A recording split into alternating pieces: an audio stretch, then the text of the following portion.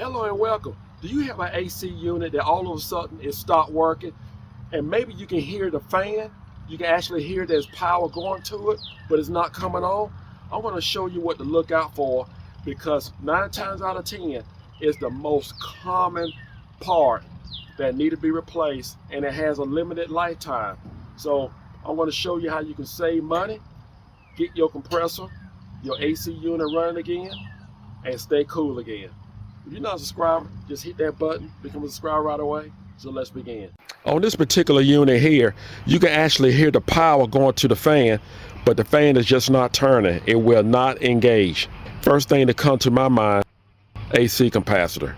I'm going to be working on a Trane XR.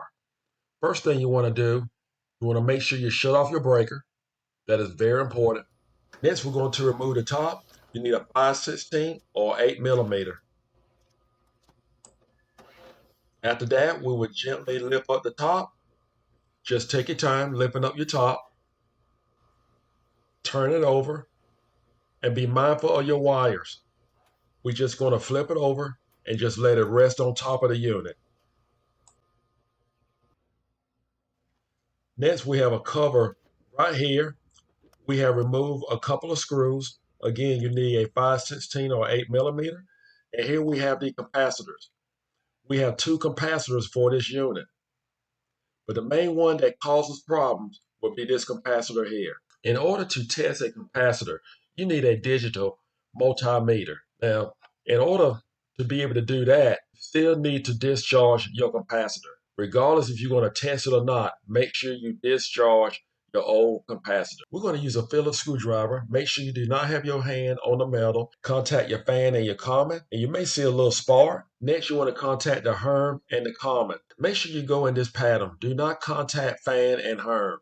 This procedure will discharge your capacitor right away. When purchasing a new capacitor, I would not go by the part number on the old capacitor.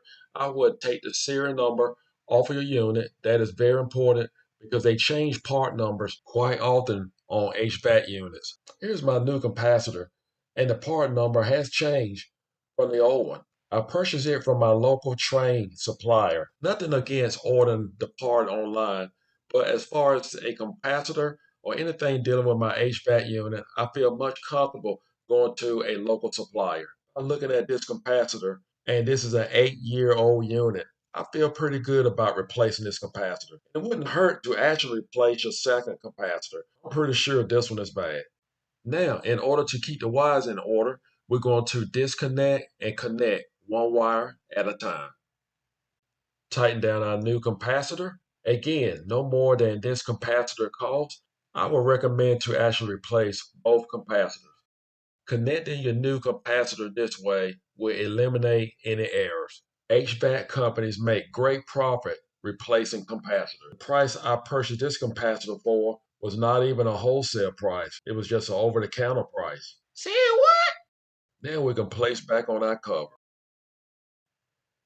Mount back your top section.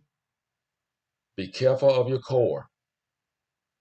Make sure you do not damage your core. Mount back all your screws.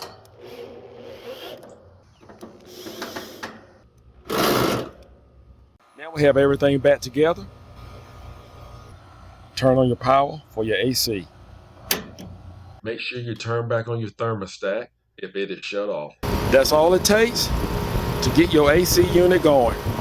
What do you have to lose? Ladies and gentlemen, 12 some odd dollars versus $475 at least. Hey, do the math. You can't go wrong. So just follow this video step by step and you can go further as far as checking your capacitor. And like I said, this unit has 2 capacitors. So really ideal, what I should have done was just replace both of the capacitors.